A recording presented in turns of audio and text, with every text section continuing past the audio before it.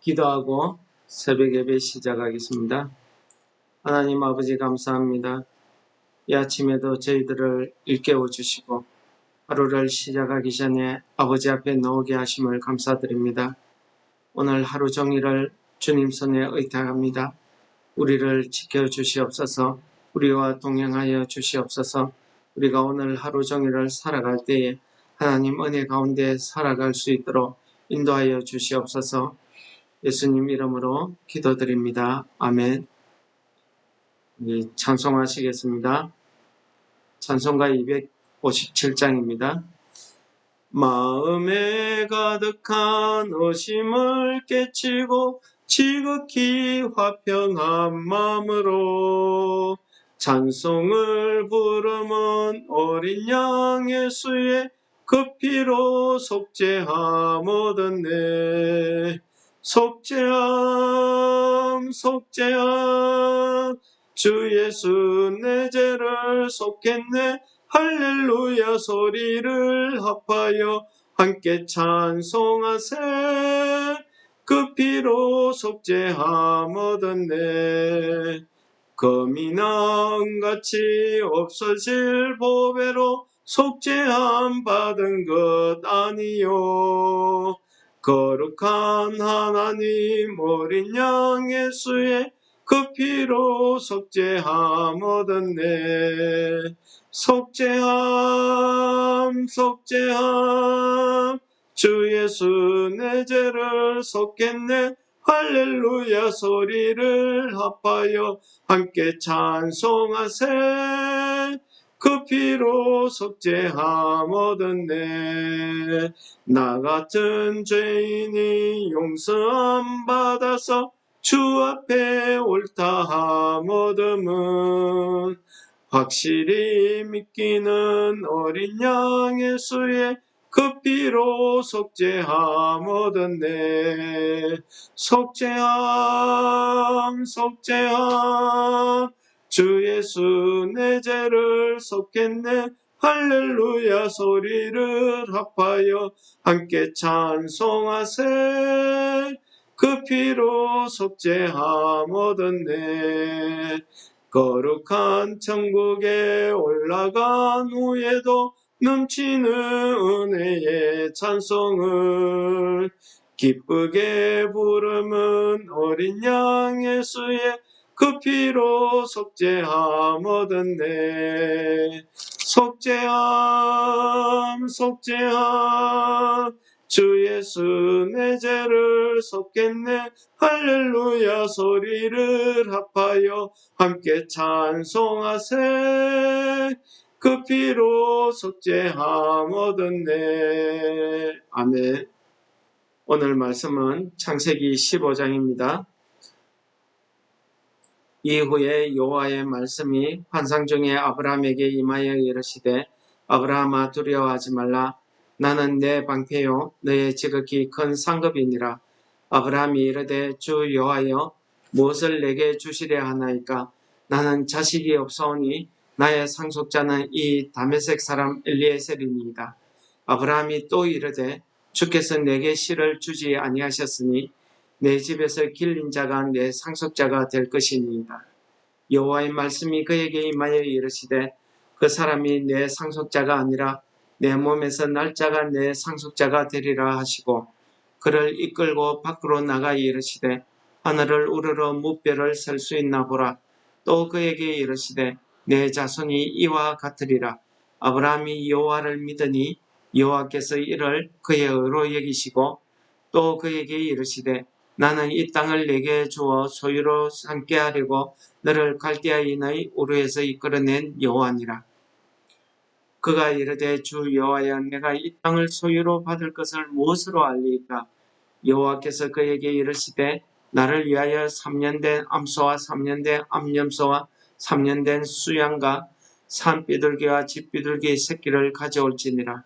아브라함이 그 모든 것을 가져다가 그 중간을 쪼개고 그 쪼갠 것을 마주 대하여 놓고 그 새는 쪼개지 아니하였으며 설계가 그 사체 위에 내릴 때에는 아브라함이 쫓았더라. 해질 때에 아브라함에게 깊은 잠이 임하고 큰 흑암과 두려움이 그에게 임하였더니 여호와께서 아브라함에게 이르시되 너는 반드시 알라. 내 자손이 이방에서 객이 되어 그들을 섬기겠고 그들은 400년 동안 내 자손을 괴롭히리니 그들이 섬기는 나라를 내가 징벌할지며 그 후에 내 자손이 큰 재물을 이끌고 나오리라. 너는 장수하다가 평안히 조상에게로 돌아가 장사될 것이요 내 자손은 사대 만에 이 땅에 돌아오리니 이는 아무리 족속의 제약이 아직 가득 차지 아니함이니라 하시더니 해가 져서 어두울 때에 연기 나는 하루가 보이며 타는 햇불이 쪼갠 고기 사이로 지나더라. 그날에 여호와께서 아브라함과 더불어 언약을 세워 이르시되 내가 이 땅을 애굽 강에서부터 그 큰 강 유브라데까지 내 자손에게 주노니 곧 겐 족속과 그니스 족속과 감문 족속과 헷 족속과 브리스 족속과 르바 족속과 아무리 족속과 가나안 족속과 기르가스 족속과 여부스 족속의 땅이니라 하셨더라. 아멘.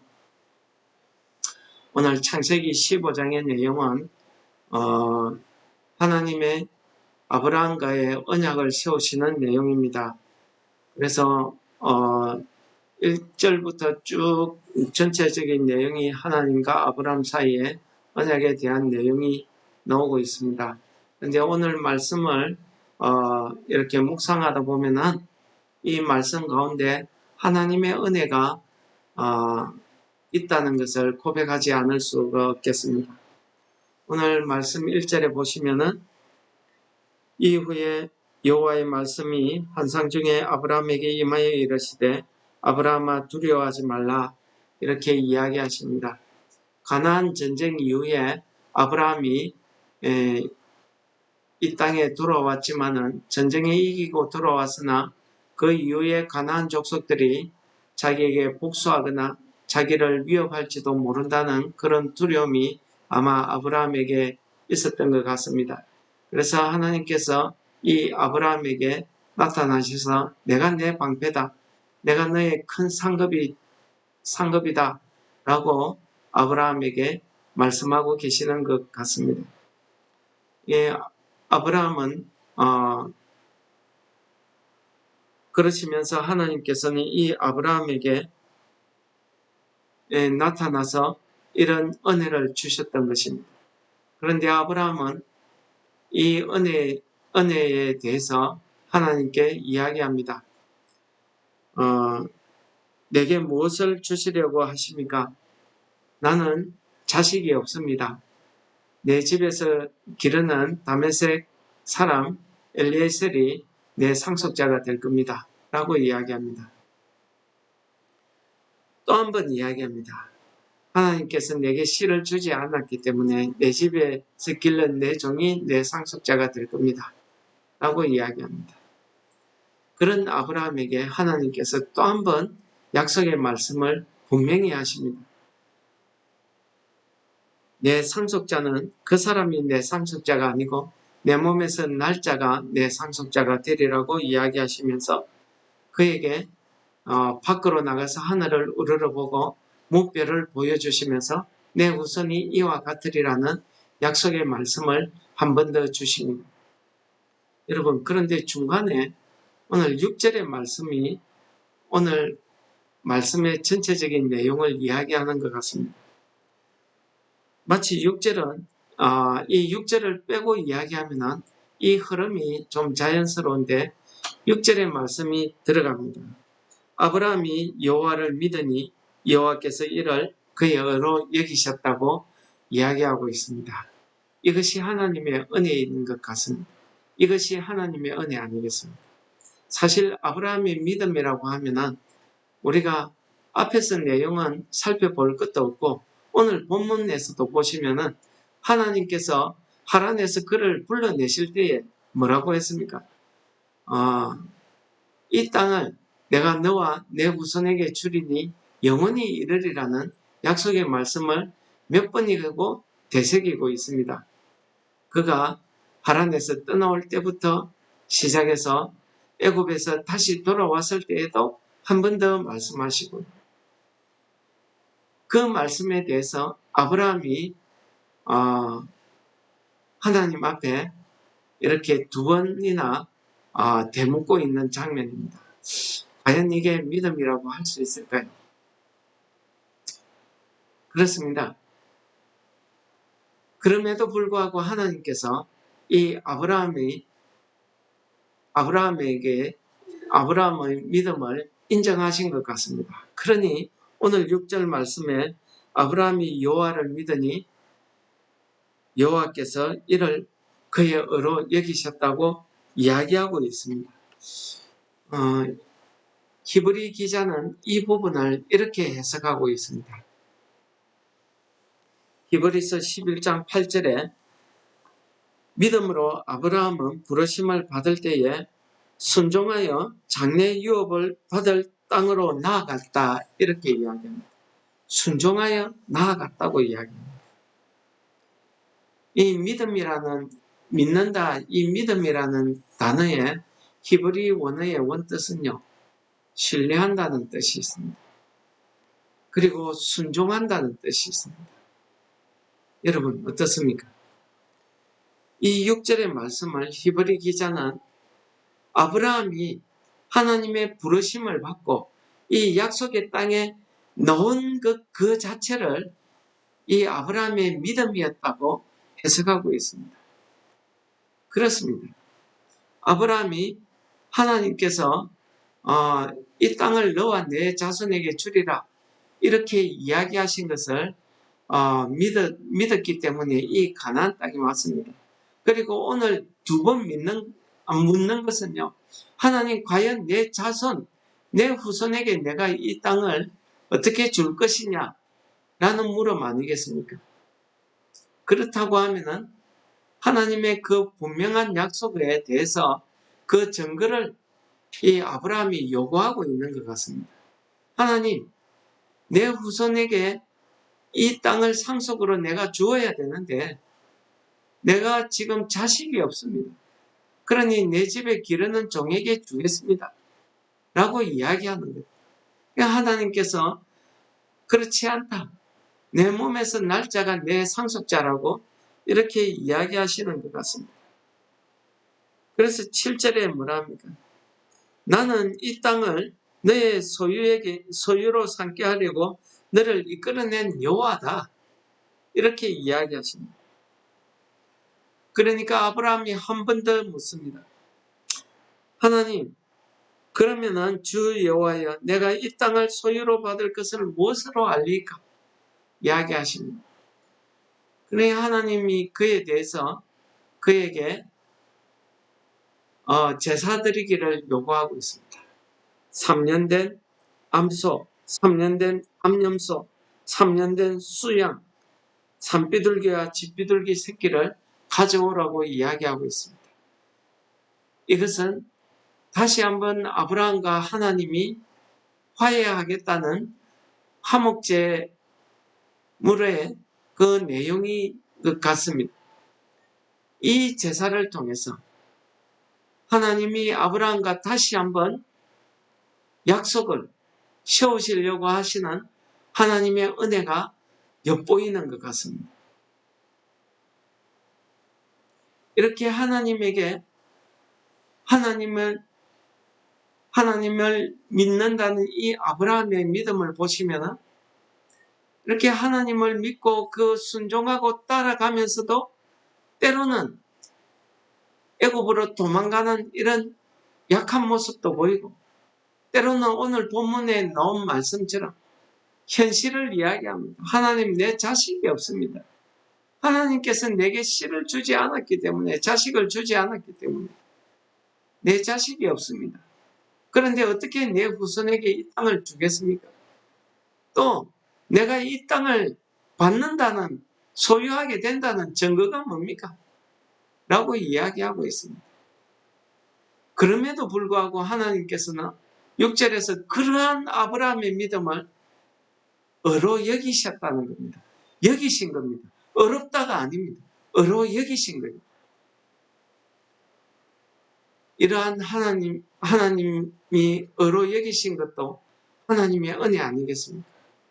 이러한 하나님의 은혜는요, 그 뒤에 보시면은 이 화목제 제사를 인해서 아브라함이 시험에 빠지게 됩니다. 아브라함이 깊은 잠에 들게 되고 그로 인해서 흑암과 큰 두려움이 그에게 임했다고 했습니다. 그에게 이러한 두려움이 임한 것은요, 물론 이 새를 작은 것 하나까지도 하나님 앞에 쪼개지 않은 이 그의 믿음 때문에 이러한 두려움이 임했던 것 같습니다. 그럼에도 불구하고 하나님께서는 이것 때문에 그의 자손이 다른 민족에게 400년 동안 괴롭힘을 받을 것이다 라고 이야기하셨지만 그 하나님의 공의는요, 그 안에서도 이 아브라함의 후손에 대한 은혜도 있더라는 겁니다.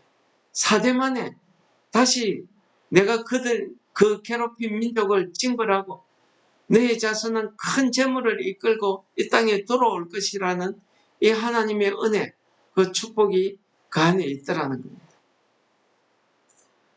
제가 특히 주목하는 것은요, 이러한 가운데서도 이 약속의 소명자, 이 약속의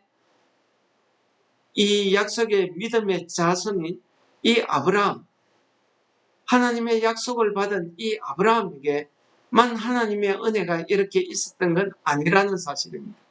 왜 그렇습니까? 오늘 17절에 보시면은, 16절에 보시면은, 내 자손이 4대 만에 이 땅에 돌아오는데 그 까닭은 아무리 족속의 제약이 아직 가득하지 아니했기 때문이라고 이야기하고 있습니다.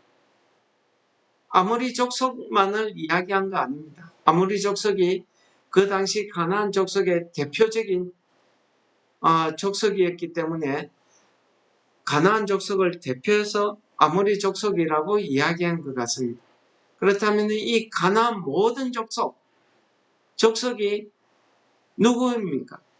함의 자손들입니다. 노아의 저주를 받은 함의 자손들입니다. 하나님을 떠나 있는 자손들입니다. 하나님을 섬기지 않고 죄악된 세상에서 하나님을 두려워하지 않고 자기 뜻대로 살아가는 죄로 죽을 수밖에 없는 이런 자손들입니다. 우상을 섬기던 그런 사람들입니다. 그런 사람들에까지 400년이라는 회개의 시간을 줍니다. 그동안에 이 가나안 족속들이 회개하고 들어올 것을 하나님께서 기다리고 계셨던 것 같습니다. 하나님의 능력이시면요, 만약에 가나안 족속들이 다 회개하고 들어오면은 이 가나안 족속뿐만 아니라 하나님께서 약속하신 이 아브라함의 족속까지도 그 땅에 살게 하지 못하겠습니까? 더 넓은 땅을 만들어서 그 약속을 이루실 하나님의 능력이 있다는 사실을 우리는 알지 않습니까? 전지전능하신 하나님, 전능하신 분입니다. 하나님께서는 멸망받을 수밖에 없는 이 가나안 족속도 돌아오시기를 기다리는 이런 은혜를 베푸시더라는 거예요. 이것이 하나님의 은혜. 이 믿지 못하는 믿음이 약한 이 아브라함에게 하나님께서 다시 한번 언약을 세우시는 것을 볼 수 있습니다. 불타는 연기 나는 화로를 보이시면서 타는 횃불이 쪼갠 고기 사이를 지나가더라. 그리고 하나님께서 이 아브라함에게 분명히 약속을 하십니다.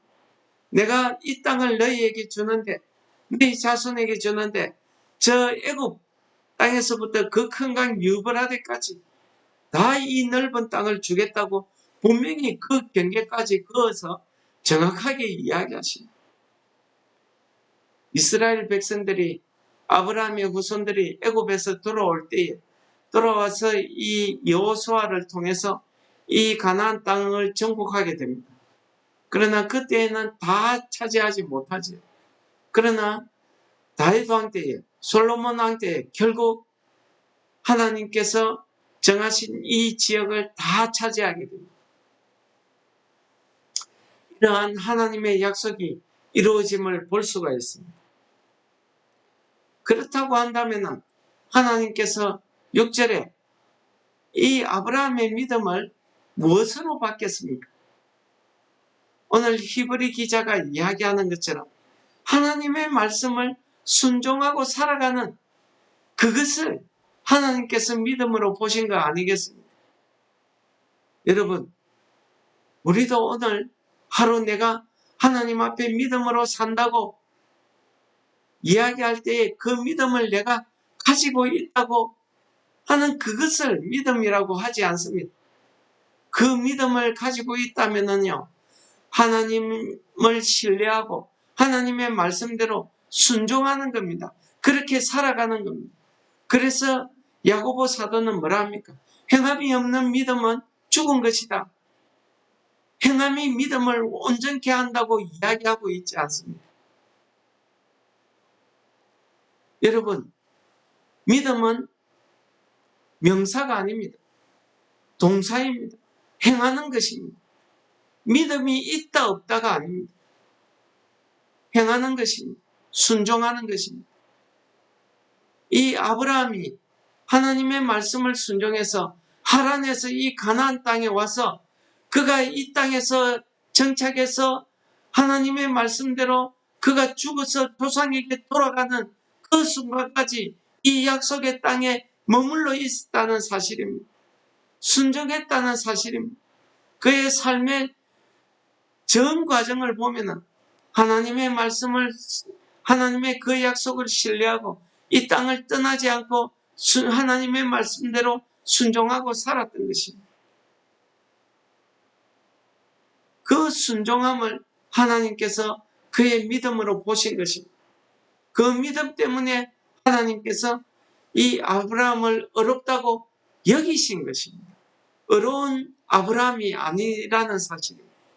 오늘도 하나님께서 우리를 어렵다 여기실 때에는요, 우리의 어려움을 인해서 우리의 죄를 관가하시는 것입니다. 로마서 3장 22절에서 바울 사도는 이렇게 이야기합니다. 곧 예수 그리스도를 믿는 믿음으로 말미암아 모든 믿는 자에게 미치는 하나님의 의는 차별이 없다고 이야기하고 있습니다. 여러분들, 예수 그리스도를 믿는 그 믿음 안에 있는 우리에게는 하나님의 의가 누구에게는 주어지고 누구에게는 안 주어지고 이렇지 않다는 것입니다. 하나님의 의는 차별 없이 모두에게 주어진다는 사실을 이야기하고 있는 것입니다. 여러분, 이 어렵게 사는 것, 이 믿음으로 산다는 것은요, 우리가 어렵게 사는 것을 이야기합니다. 이 어렵게 사는 것은 무슨 뜻일까요? 히브리스의 차다크라는 원어에서 나온 말입니다. 정의, 공의, 올바른 행위를 이야기하고 있습니다. 이 정의, 공의는, 이 어려움은 하나님의 속성입니다.